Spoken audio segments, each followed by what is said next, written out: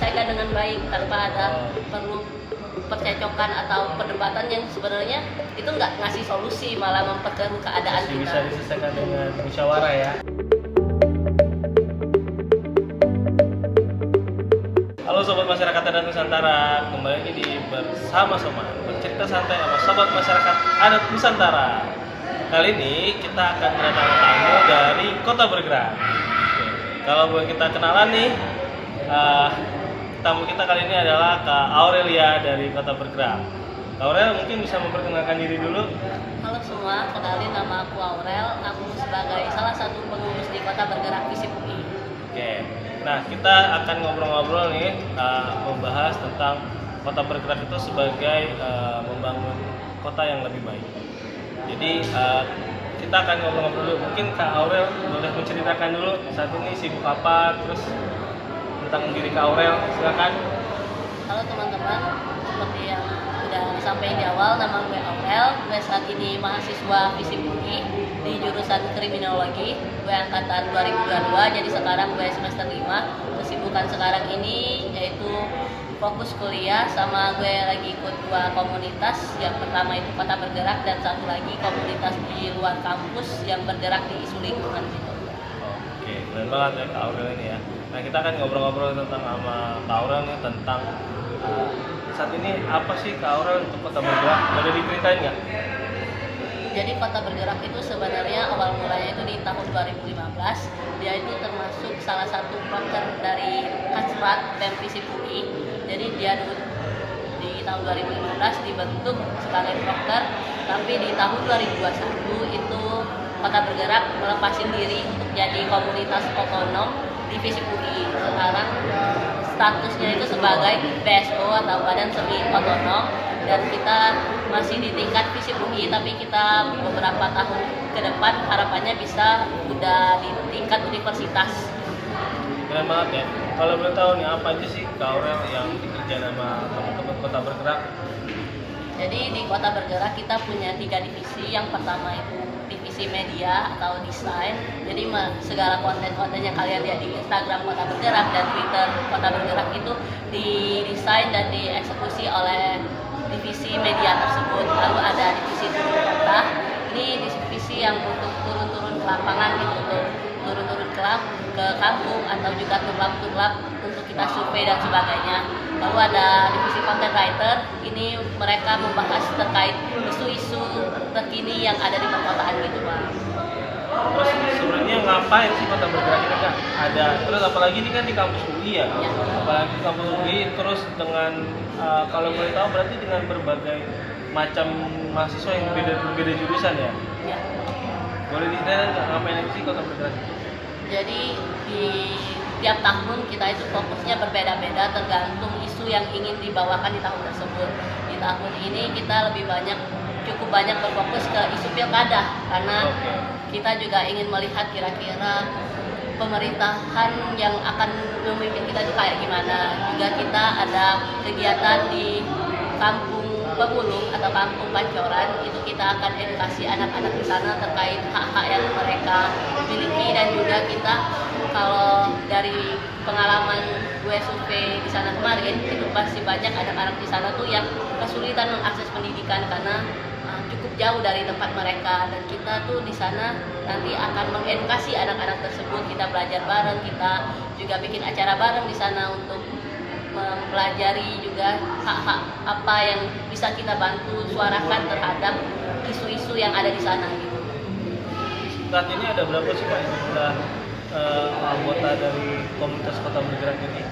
Saat ini kita berjumlah 27, 8-nya BPH dan 19-nya itu staff. Oh, banyak juga ya Kak ya? Ya. Itu dari berbagai jurusan yang ada di UI ya? Berbagai jurusan yang ada di FISIP. Oh sorry, di FISIP ya?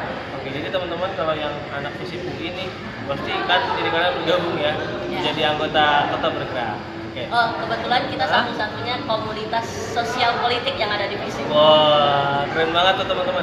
Jadi cuman hanya Kota Bergerak aja nih ya, komunitas politik yang ada di UI. Iya, yang lainnya tuh kebanyakan kayak seni, musik gitu. Ya, tapi kalau sosial politik cuma Kota Bergerak.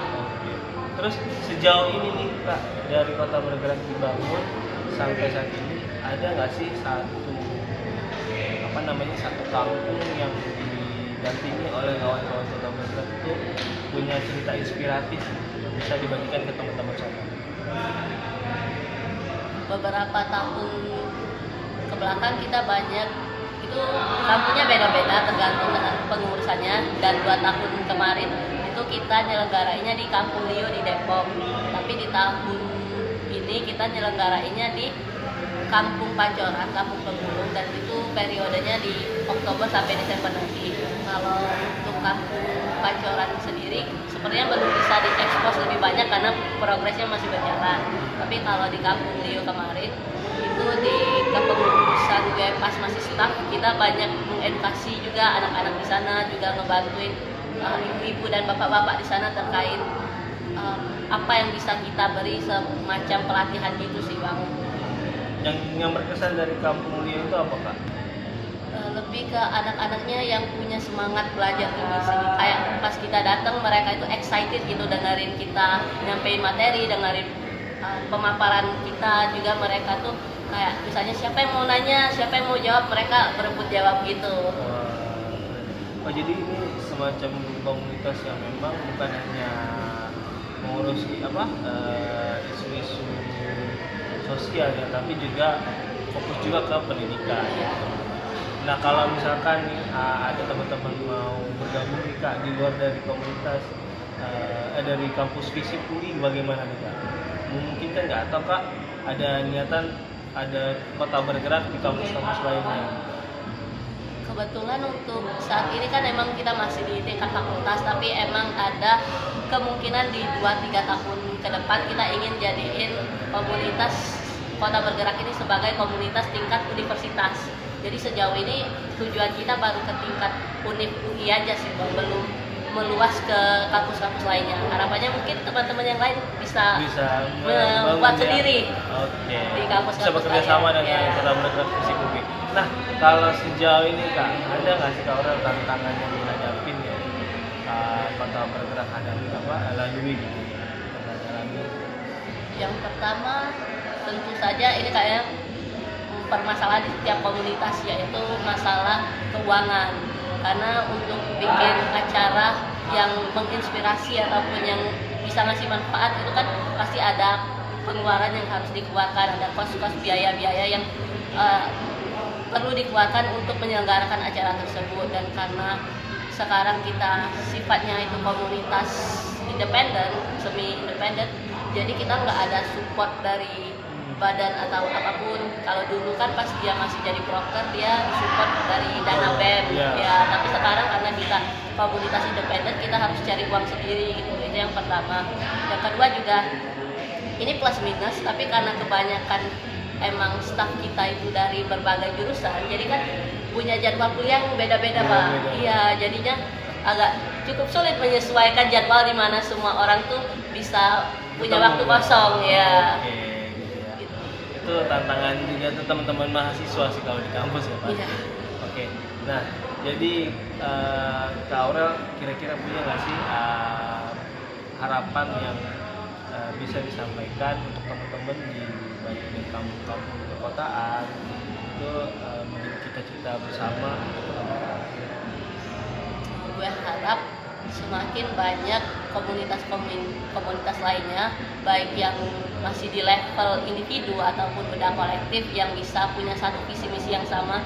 Jadi kita bisa gerak bareng-bareng, kita punya tujuan yang sama, jadi kita bisa scale up gitu dengan lebih luas gitu. Kalau misalnya kayak Kota Bergerak kan mungkin masih terbatas di lingkungan FISIP UI, jadi permasalahan-permasalahan lainnya yang di luar FISIP UI harapannya juga bisa didengar, diselesaikan gitu oleh komunitas-komunitas lainnya. Selain itu juga gue berharap semoga isu-isu yang ada di perkotaan, baik yang ada di kelas bawah, kelas menengah atau kelas atas, itu bisa terselesaikan dengan baik tanpa ada perlu percecokan atau perdebatan yang sebenarnya itu nggak ngasih solusi, malah memperkeruh keadaan masih kita. Bisa diselesaikan dengan musyawarah ya? Iya Bang. Keren banget. Kalau betul orang umurnya berapa ya? Gue masih 19 tahun? ya. Oh iya?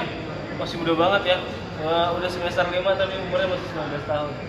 Guys, jadi jangan apa ya, jangan berkecil hati buat umurnya udah di atas 30, tetap masih bisa berkarya kok teman-teman Soman lainnya yang ada di Indonesia.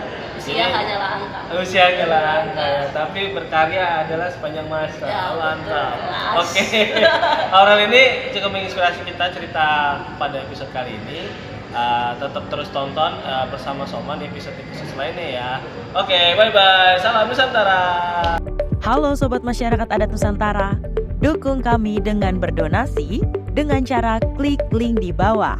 Ayo jadi bagian dalam gerakan masyarakat adat sekarang juga.